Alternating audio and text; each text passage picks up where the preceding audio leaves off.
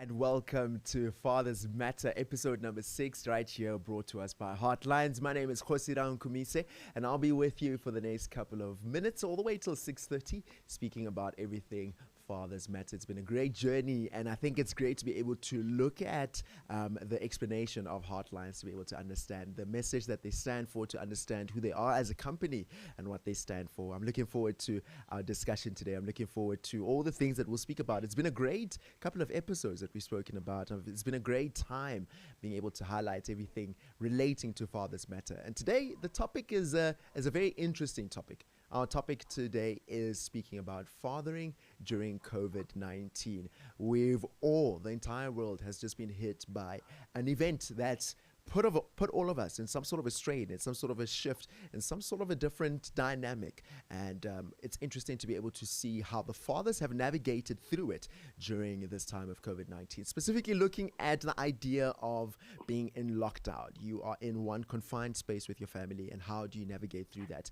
So a little bit earlier on today, I was speaking to a colleague who was telling me about, how being in that position, being in that situation has helped her husband, who is a father to their children, in terms of being present in their children's lives and being able to be at home, be stationed at home, be in that moment, in that place, and be able to, see those moments a little bit more.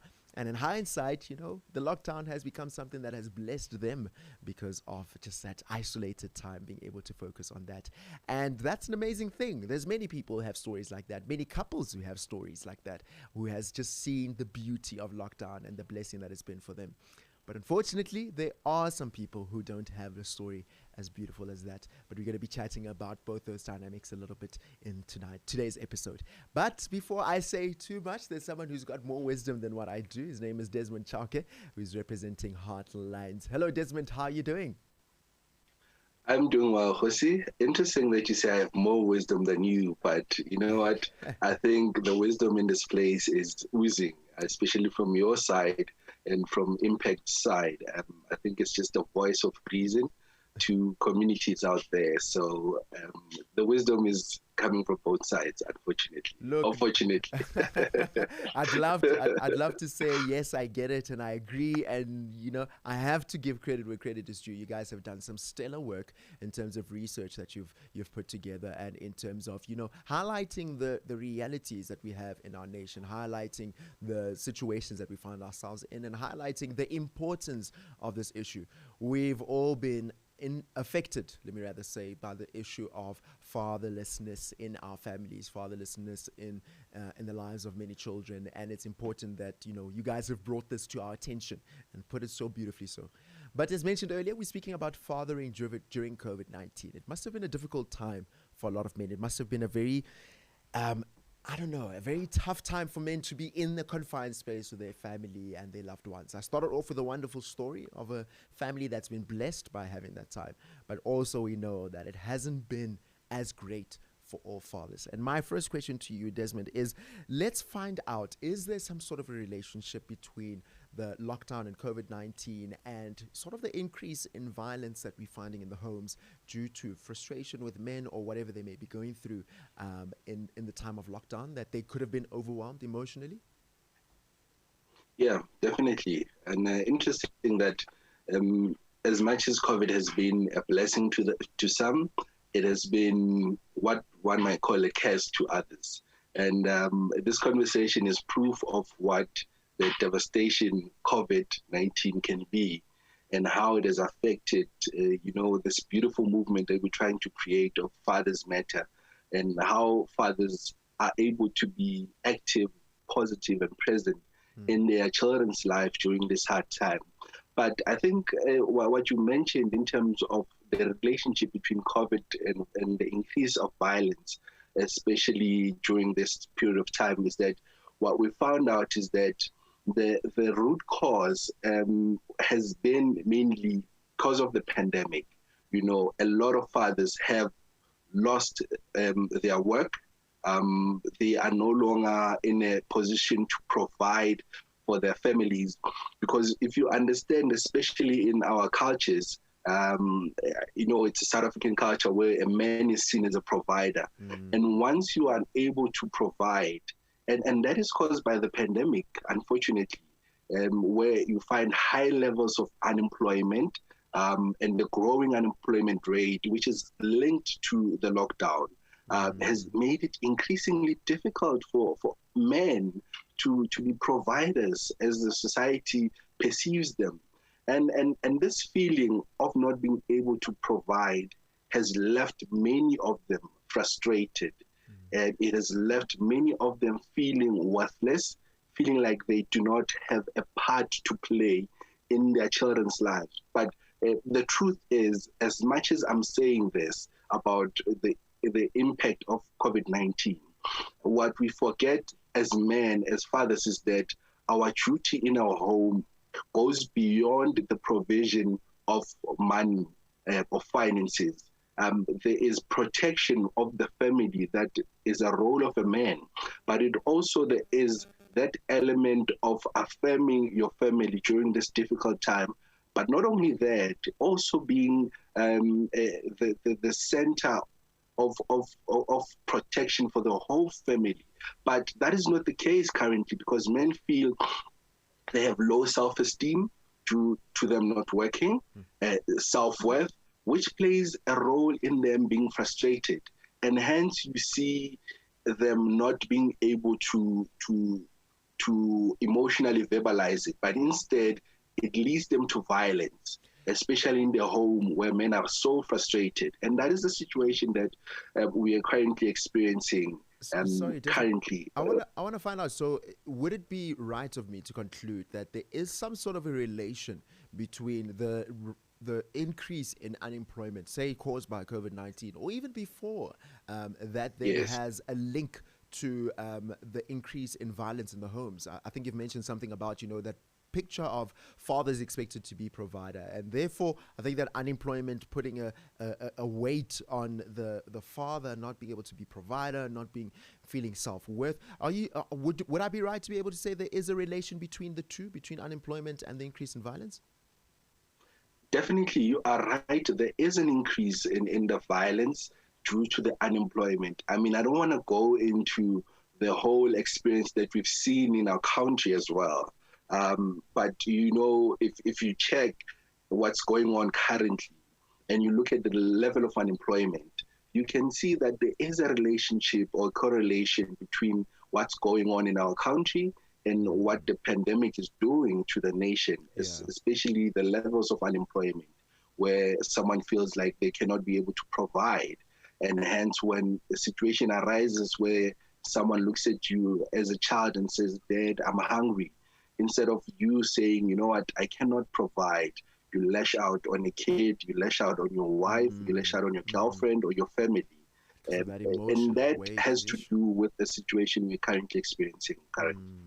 That emotional weight must be quite taxing, especially, we spoke about it previously. I think it was in the second time that we did. Speaking about, fathers not being, let me start it off by, before saying fathers, men as such being exposed to a societal expectation that you don't show your emotions, you don't cry, and you sort of bottle them all to a certain point. And when they become fathers, the same thing happens. There isn't an outlet. There isn't, I think you've said it also at the beginning, saying there isn't a school that teaches you how to be a father. So therefore you're going into something you know nothing about. You've got all this emotional weight and expectation from a child that's saying to you, "Hey, look, I'm hungry. How do you navigate through this?" And unfortunately, not all fathers know how to navigate through that. I think at this point, before we continue this discussion, I want to invite anyone who's watching right now, even if you're listening on the radio, that you are welcome to join in this discussion. You can send me a message on WhatsApp. The number that you can use over there is 071 364 0376, and I'd love to be able to hear your perspective and bring it into the show. Remember, that's the aim of Impact Online, to be able to bring you content that is engaging, that is relevant, that is insightful, but most importantly, having you become a part of the conversation. Also, if you're watching on YouTube, you're welcome to use the live chat option that is available on that website. And if you are watching on YouTube, make sure to click that subscribe button so that you can be a part of the conversation, not just for today, but with many other conversations that happened. And also, last one, if you're listening to us on our website, which is impactradio.co.za, you're welcome to watch the stream live on the website just by clicking the stream option, or even on the app by scrolling right to the bottom and clicking on the stream option. Various ways for you to be a part of this conversation. Now, I want to move quickly over into speaking about, that protective element that fathers step into. You've mentioned it a little bit earlier, Desmond. But what I want to find out is, how can a father's involvement act as a protective factor and promote well-being for children versus their absenteeism that we spoke about previously and its effects? How can their involvement really be that protective layer and also promote well-being for the child? Yeah, firstly, I think as fathers, we underestimate the role of just being active and just being present. And I'm not talking about the other part of being positive, because at times we need to show the vulnerability side of us. Yes. But when we look at the level of stress that has been caused by the lockdown, we see how it has affected the psychological well-being, especially of fathers, and as confirmed by a research that we did as Heartlines. But also, a studies conducted, it says that parents and children during this lockdown, especially the worst part of the pandemic, showed that if parents are highly stressed during the pandemic, it increases the psychological distress of the children as well. So children who have parents who are highly stressed externalizes in the kid's life. And if you think about that, then you realize that it's not healthy for parents to be in that situation where they are not able to play the role of a protector. But also during our research, it showed that if a parent is able to act as a positive role model during that time, or be warm, or just be, show the child that it's not the end of the world. It changes. In fact, it changes the child's mind and esteem, as they put it. But in all, what I'm just trying to say to you, Kgosi, is that the positive presence of a father and the ability for them to navigate their own emotional well-being is able to affect not only themselves, but the family. And, you can be scared, but tell your kids that, you know what, kids, it's going to be all right. But feeling afraid in your own skin, in your own persona, but you do not need to show your kids how stressed you are. And that's how the protective element plays in terms of how you engage your children in terms of protecting them. Because we've seen that men have stopped being protectors, but have started being the perpetrators of violence. And that is a sad reality that we currently experience in Kgosi. Now, Desmond, here's something that's interesting that's also been happening in the homes during this lockdown time, is that fathers have found themselves spending even more time at home than what they usually did. They are finding themselves having to be around their children much more and having to be exposed to possibly having to deal with some of the domestic issues in the house than what they normally did. Do you think there's room, can caring and care work for children be learned by both mom and dad, or is it something that we say it's more likely to be for moms because they naturally inclined towards a caring nature? So it's an interesting case, because what we're experiencing currently, and this is just from conversation that I'm having with a couple of my friends who are fathers and are in that position.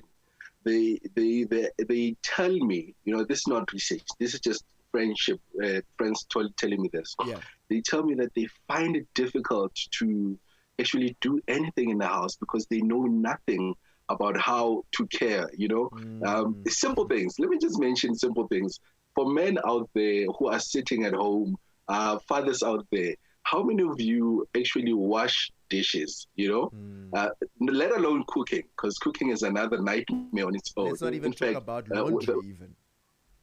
Let's not even talk about laundry, So it's an interesting dynamic where men find themselves having to relinquish all the roles that they thought were for men, and now having to take on more feminine roles according to society, like cleaning, like having to look after kids and all that. So, and fathers working from home, spending more time with their children, need to be equipped with the skills, but they do not know the skills. In fact, we find that men are struggling to interact with their children. For instance, instead of them interacting with their kids, they would rather let them watch a movie, entertain them, give them a cell phone to go on YouTube. Yeah. But more than that, fathers find themselves needing to do more domestic duties and care home. But what we're encouraging is that parents should be supported as well, during this time, to improve their strength and to feel that they're able to manage their parental roles as a shared couple. And during this quarantine, parents were faced with a unique, especially for parents between the ages of who are looking after kids between the ages of 16 to 13.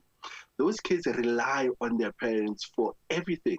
So it is important for those parents to know that they can protect their children, but also prevent the emotional instability. Kids see things that parents think they do not see. Being there and using the correct words is a skill that a lot of parents do not have. Parents do not have the skill of emotionally conveying safety to kids. And I think those are some of the things that parents need to learn during this time. How to speak to your children. How do you speak to your children, in fact? If I ask the community out there, how do you communicate to your kids, especially when they are vulnerable, especially when they do not know what's going on? And that's the message we're trying to bring out there. Children in themselves are going through a lot in terms of navigating in that COVID time where they're finding themselves in lockdown, the emotional instability, like you mentioned earlier on. I saw an article earlier on today that was speaking about, young children. About the psychological impact that, not being at school, not being with friends is going to have on them in years to come. So, the children themselves, they're also trying to figure out how to navigate through this and how to go about it. So it's actually very true what you're saying. I've got a message that came in on YouTube, Potter Slade just mentioned, Father's Issues is going to be good. Ona also watching in direct to you as well as Tondi Rams. And I think Father's Issues is something that is a very real thing, but we don't speak about enough, but it's important for us to speak about. You said something a little bit earlier, Desmond, where you highlighted that the support that parents give their children, but then you also mentioned that the support that the parents need. I want to highlight something very specific right now. We're speaking about fathers where the children are there, and it's duties that make the household run. But I want to find out about the fathers where the children aren't there yet, where the partner is pregnant currently, and they are in that lockdown moment where they are at home every single day. How can fathers support their partners who are pregnant during this time? I think out of all the conversation we have, this is one of the, in terms of this topic, it's one of the challenging ones, because when I did the research, I found out, especially during COVID-19, that a whole lot of women were forced to be single mothers because dads were not around. They could not cope with a woman that is pregnant in the house during lockdown. Hence, we found that women were forced to just be alone with their partners gone, or the partners struggling to deal with this. But one thing that we know about pregnancy is that it is an emotional roller coaster, not just for the women, but also for the men. And we know, especially if then those 9 months can either make or break any relationship. But helping to meet your pregnant women, physical and mental needs is important, especially during this time where the baby is about to born. And for fathers working at home, this is an opportunity to understand the process. When we're talking about the process of pregnancy, I would be amiss if I didn't mention morning sickness. We know that morning sickness is the most common health complaint for pregnant women. but also for men sometimes. And it is usually begins around the 4th week and goes on and continues. But we found that despite its name, it's not only just morning sickness. You know, it's always, we restrict it to the morning, but it happens the whole day, throughout the night. And this is how you can support your partner, especially during this time as a man. This is advice for men, for partners that are there who are struggling to understand, why is this person eating peanut butter at 12 a.m. in the morning or 12 p.m. in the evening, or wanting mango when it's not mango season. One thing you should know is that there are things called cravings as a man. So women would have cravings and they would not want to cook food because the smell makes them nauseous. So you are the one who's supposed to prepare meals. So you need to learn. You need to buy those cooking books and cook her whatever she needs. And sometimes she'll tell you, you'll cook something and she'll tell you that this is not something that I want to eat, as much as I said it 10 minutes ago, but when I heard the smell of the food, it doesn't go well. It doesn't go well with my system. With my system. That's number one. Number two, encourage her to snack on a few dry, crackers or plain sweet biscuits before she gets to bed, because the hunger intensifies in terms of the morning sickness. But also encourage her to drink as much water as possible, fruit juice and all those things. But I think the most important thing is that as men, we should take more household chores so that our women can rest during pregnancy, but also supporting them as well to say, you know what, I cannot be available in the bathing room because of COVID restriction, but I want to be there fully supporting you in each and every step, as much as I'm annoyed by your new tendencies, but this is something that I'm willing to take on. And I'm encouraging men to read books as well. Read books about pregnancy so that you're not shocked about all those things that I'm saying, And if this is discouraging anyone who's listening to us right now, please don't be discouraged. It's not every woman who go through morning sickness, and you might be one of the lucky few. But this is the experience that we've seen that women are experiencing, and we just need to be the support. They do not need us at this time to run or shy away. They need us to be there, present. And I think what you're saying is very true, because it can be overwhelming in that moment. It can feel like, what in the world is going on? But at the same time, the longest 9 months. The longest 9 months. I've seen many couples because of that time, and just because of dad being present in that, it rekindles something between the two. And I think it builds a base, a really nice base for when the child arrives. Desmond, as we slowly come to an end of our time together, what I want to find out from you is, we've spoken about it now. If we're looking at the picture of pregnancy, and we're saying to the father, saying, be there for mom or your partner who is pregnant, and help them through that, support them through that. And I think, I can only imagine that at the end of it, during birthing time, that they'll both be present and they'll both be involved in raising the child together, and they'll do it as a team because they've gone through that journey together. What I want to find out is, looking at the time we're in now, how important is it for parents to then work as a team in raising the child? I think this is the most important thing in terms of our conversation, that parents need to realize that duties that are presented to them are for a shared common goal, to raise our kids to be better citizens in the society. So it's important that firstly, we deal with our communication skill. How we talk as parents affects how the children look at us and how they look at the world out there. So firstly, let's work on our communication skills.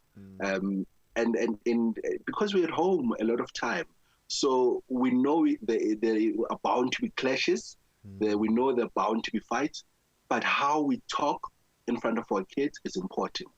If you feel like you are frustrated by how your partner is treating you or how things are done at home, find a way to communicate. That's the first thing.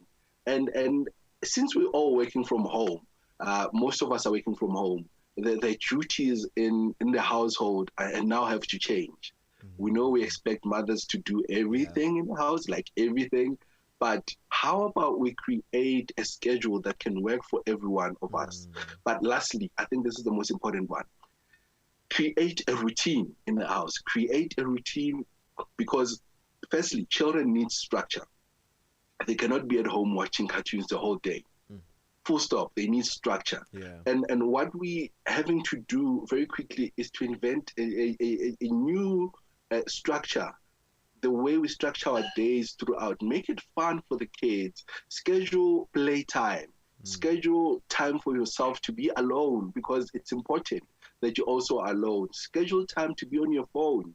What we're finding right now is that parents model this culture that, you know what, just be on your phone, never mind anything else that's going on in the house. We know the day is going to go by anyway, which is a mentality that is also destroying families. So I think it's important that we create that family structure using a routine that can work for every one of us, and let it be predictable day to day so that kids are aware of what needs to be done. That also builds self-discipline for the kids, you know, as they prepare to transition to the new normal, although we're not liking the new normal, but that's how things are currently. And it's important. So I'd encourage.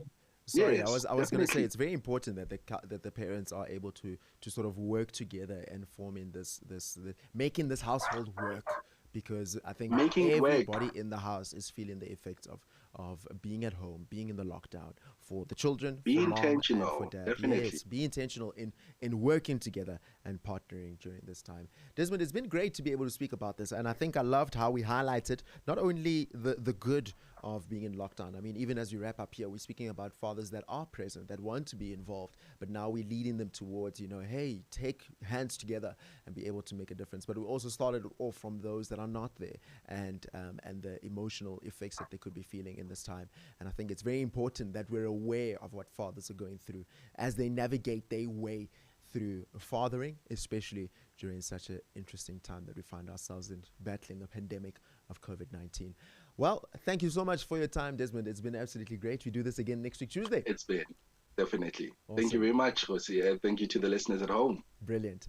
And make sure, to everybody that's watching, that you click on that subscribe button. Click there and click the notification bell that you know the next time that we do go live. We're bringing you content that is engaging, insightful, and relevant, making sure that you're aware. And speaking about this very same content, join us this coming Thursday, 6 o'clock all the way till 6:30. We'll be speaking about consumer financial education with Dylan Hartland and Jeff Taylor from Heartlines, speaking about all things finances, brought to us by Nedbank. And you want to make sure that you don't miss it, as they're speaking about financial health, part 2 of that conversation. It won't be on radio, but it'll be strictly right here on our YouTube channel. Remember, if you want to get more details on Heartline, you can send them a WhatsApp on their number 060-058-2107. Alternatively, you can search for them on Facebook or Twitter at HeartlineZA, or you can visit their website, which is www.fathersmatter.org.za. It's been great to be able to be with you today, and I look forward for us meeting again next week, Tuesday, 6 till 6:30. But from me, Kgosi Rankhumise, this is goodbye and God bless.